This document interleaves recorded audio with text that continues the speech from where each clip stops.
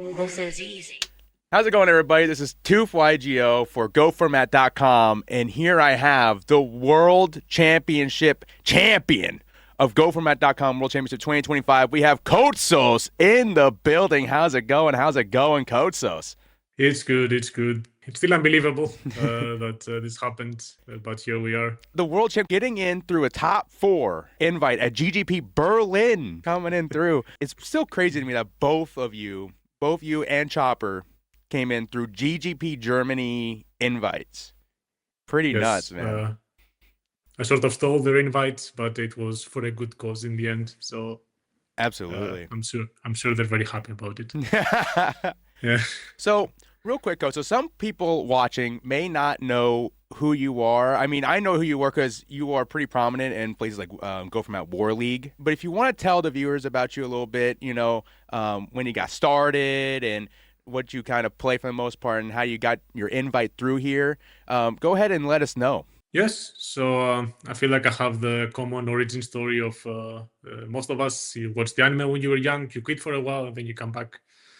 I started playing GOAT around 2019, early 2020.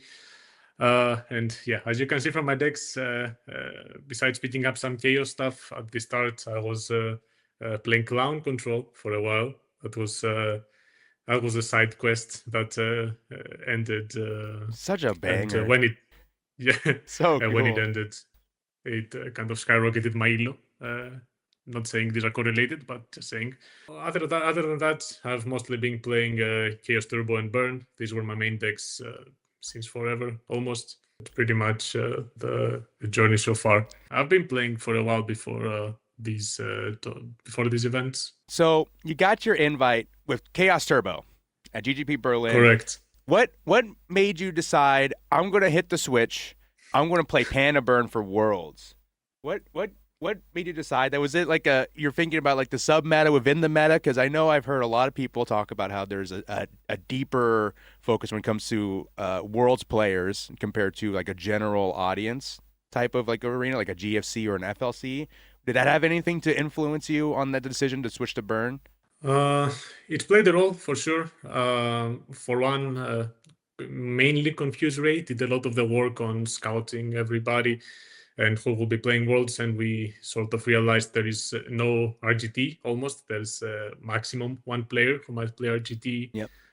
Yeah, that's one of the worst matchups. So besides that, we're good to go. But that wasn't really the reason. My main reason was I don't like as many people this aspect of coin flip when you play these turbo mirrors. I got my invite with Turbo, but I didn't feel as prepared when compared to other people grinding it out for the whole season with this deck, playing these mirrors, playing the best of fives. Right. And I didn't feel like going to this tournament with this, this top level of Chaos Turbo crowds and trying to squeak out a win through this coin flip type of situation. So I went with my other deck, the other main deck that I play, which is Panda Burn. And besides the strategy aspect, it's Worlds. You want to leave some impact in the formats if you win. I think both me and Maru went in with a similar mindset of, we can play Turbo, but it will be funny if Burn manages to win. So I agree. But you have to try, And I mean, by the time we reached grand finals, it was 100% certainty. I mean, it was the Burn mirror match. Literally nobody could have predicted that ever happening for Worlds. I think exactly. If people were to guess, I would say maybe 99 out of 100 would say it was going to be not anything but this. Anything but a Burn mirror match. Something that was interesting to me though was that even though it was a Burn mirror match, you and Chopper had pretty significantly different burn lists. Chopper had the chain energies, and you decided to rock and roll without. I noticed that your list is pretty similar to Maru's, if anything, right? Yes. It's almost a standard build that we play. We change a few cards, but pretty much for the past couple of years, I've been playing a very similar burn list. But this tournament, we did have some different decks, both of us. Yeah, it to me it's just so cool that even though these are technically the same deck, I mean, Choppers is fundamentally quite different in what it's Yes, trying to do compared to yours and exactly. Maru's. And I think that's just really cool that you and Maru were able to, and various other burn players, obviously, but I'm just saying you and Mhm. Maru because it's the top eight, top Mhm. four, Yeah. have have been able to work together on making these lists. Your match versus Killer, you were still locking him down.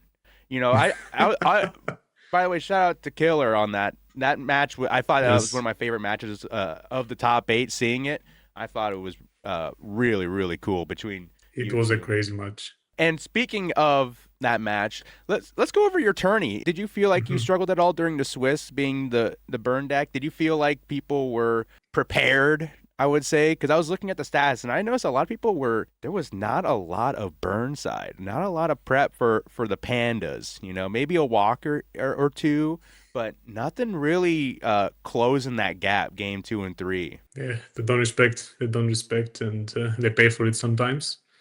I mean, for my aspect, I think I faced a bit of both. I had some people who were prepared and some people who weren't.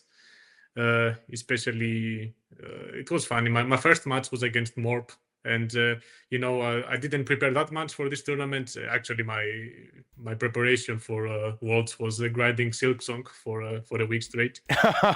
But so yes, I go into this first match. He duos me turn one. He knocks my jar, and I'm like, okay, this is over. This is fair. I get what I deserve. But somehow managed to pull through for this match. But for example, he had some side for burn. But maybe later I play versus Ghost Rider, for example, who famously doesn't side at all for Altwin. He just goes with the mindset of I'll if I get burned, I will just try to get lucky with my turbo things. And yeah, he like Jar of Greed into Jar of Greed, and yeah, this not gonna do it against burn. Yes, it's always nice when people just over prepare for the turbo mirror and for the warrior matchup, and don't focus on burn as much. Yeah, I mean, and obviously it came to when the top eight was out. It obviously took a lot of people looking at it to see, wow, it's three burn, three warrior, two turbo. How did you feel when that top eight result came out by the archetypes of the decks? Yeah, I'm going to be honest. I don't like playing burn mirrors. I think it's a bit of a stupid matchup in general. Maru likes it, and yeah, I said to him sometimes, yeah, let's just count how many burn drops each one was got, and that's how you can tell who won the match. And of course, it goes like at a high level. Of course, it can change, and you can have some interesting matches. But I wasn't looking forward to playing burn mirrors. That's why I actually sided quite a few cards for the mirror. I sided my two guns, and I uh, love the two yeah, guns. This is yes, incredible. one for each of, yeah, exactly. It's like Donnie. Yes, exactly. But yeah, I already played two mirrors during Swiss, and I wasn't looking forward to playing more mirrors. But if it's going to be against Maru, it's all right. At least one of us will be in the final. That was the vibe going into that. Get the Grease victory. Yes, exactly. When I was looking at the Ludi versus Chopper match, I preferred to play Ludi because, yeah, again, didn't want the final to come down to a mirror. Well, speaking of Chopper, you and Chopper, I know you just said you don't like playing them burn mirrors, but you and Chopper had a hell of a final match. I gotta say, definitely one of the coolest matches I've seen in a while. And I just want to bring this to your attention again. I saw this last night again, just to double take it. And this is the last play of your match with Chopper, and I just want to go over this. You're both at 1500, right? Both at 1500. Yes. You got two Ojama tokens on your side of the board. Things are not things. are a little shaky. It's a little scary depending, Yes. based on your back row, you might have some security, right? But a lot of things can kill. Is Mm. what I'm kind of getting at here as well here. Especially with Chopper, two cards in hand, unknown. Um, and I just want to go over this with you because I want to go through your head here, what you're thinking. As we enter this turn, are you thinking that you might just die? Um, you know, Yeah, of course. I think it's kind of hard to die from this situation. You need a specific combination to die. But yeah, I think I'm definitely in a bad spot. And especially because my two face downs, I was very close to winning a couple turns ago, but I was, I think, just a little 300 off. off. Yeah. Yeah, just a little off. So I was a bit annoyed, and yeah, just hoping for the best at this point. Well, Chopper, Mm. uh, is going to try to come in for the kill here with this tribe. The tribe coming on down. For Chopper, I would be thinking this is game, right? You pitch and then you swing and that's it, right? Yep, that's You give the okay. He's going to pass the prio. And then he's going to use the effect. He's pitching the koala, and the backer you have here is just pitch perfect, right? When I saw this, I didn't, initially I was like, he's going to target the tokens, right? And you're thinking about this. How long was this think? Yes. Yeah, exactly. At this point, I was like, okay, god damn it, I lost. Hand is almost on the hand is like on the admit defeat. But then I'm like, wait a second. Let me just activate my cards just in case. Let's just flip it and see what happens. Yes, pretty much. And yeah, I realize pretty much in real time. Oh my god, it's actually actually game. It's actually. Yeah, because you think, right? It's like, oh, this would be like 800, but then you forget, right? It's like, oh, we're popping beasts, dude. These are gone too. So we're gonna deal not just the 8, but we're also gonna deal the 9, just barely above lethal to secure the dub. Super. I couldn't believe it. The stars couldn't have lined harder for that play to happen. I was stunned watching it over last night. I was like, this is. A lot of things had to go right for this to happen. And I thought it was just brilliant, right? Like, it's funny watching the JDZ replay afterwards because she goes through the exact same thought process that I went through. Like, tribe, each game, burn is not enough, but then it's the beast. Then yeah, he called the beast. He called the beast. Such a phenomenal play. Yes. Of course, shout out to Chopper, man. He obviously played really, really well here as well. But, this play is just it's hard to find plays this, this meant like, this feels like, oh, it was meant to be. Kotsos was meant to be the winner with this type of play to seal the deal. Exactly. Yeah. And again, it's not like any big brain activity going on. It's just the cards were there and it was meant to happen at this point. Exactly. That's how I was seeing it too. Like, oh, okay, this was just meant to be. Did you jump out of your chair when you realized like, oh, I won?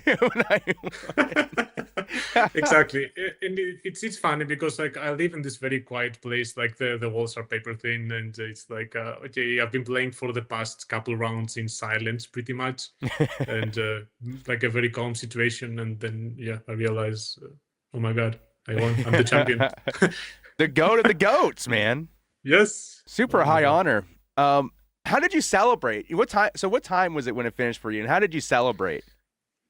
It was slightly late. It was like 10 p.m. for me, I think. So again, for where I am right now, it's like definitely a very quiet time around here. So I was for this whole top 8, I was like in a very chill situation, and even when I won, I was like, okay, nice, we won. And then I get a call from Geronimo. He called me, and I'm like, hey, what's up, man? He's like, what do you mean, what's up? You wanted? She's like shouting at me. And I start getting hype as well. We get like on a call with the other Greeks, and it was crazy. But yeah, it kind of took a moment to to process it. That it's it happened. It's I can only imagine Yes. the feeling of that. Especially when you Yes. get to be in a call. Obviously you have a bunch of friends that also play. Yeah. With Team Nemesis and everybody in the Greece scene. Um, Yes. a lot of people love to see that victory for you. Do you have any shout outs or anything you want to say, involving the format, your future with the game, your friends, your family, your dog? The floor is yours to talk about anything and everything that you want. I mean, of course, huge shout out Team Nemesis. It's been my team for the past I don't know 6 seasons of World League since we after we managed to set up our first Grand Prix and gather enough people that we can make a team for World League and be in the same group together for such a long time. It's been amazing. Huge shout out to Zogler. He kind of brought this whole people from IRL to online and helped grow this community. And also Maru, my fellow Burn enthusiast. And of course, all of my other teammates, Evan, Stanasio, Geronimo. It's been great. And in general, it's so amazing to see the Greek community growing. We started back in 2020 hosting 4 or 5 people locals for more than a year to get to a step where we can set up a GGP, and now we have a GGP with 2 invites, like more than 64 people. It's even though I cannot interact with them as much these days, I'm not in Greece, so it's still amazing to see, and the sky's the limit at this point. And also want to give a shout out to Team Crebones. I suck at Edison. I'm terrible, but it is my I'm the official Crebones cheerleader, and that's my main yapping spot these days. So big shout out to them as well. And in general, this year I just want to travel a lot, go to every GGP I can. I hope they can make as many GGPs in Europe as possible. It's the best part, the best aspect of the game for me. Just not even the competition part, just going and seeing all of the people that online, talking to them, having a beer. It's amazing, and Absolutely. that's my plans for this year.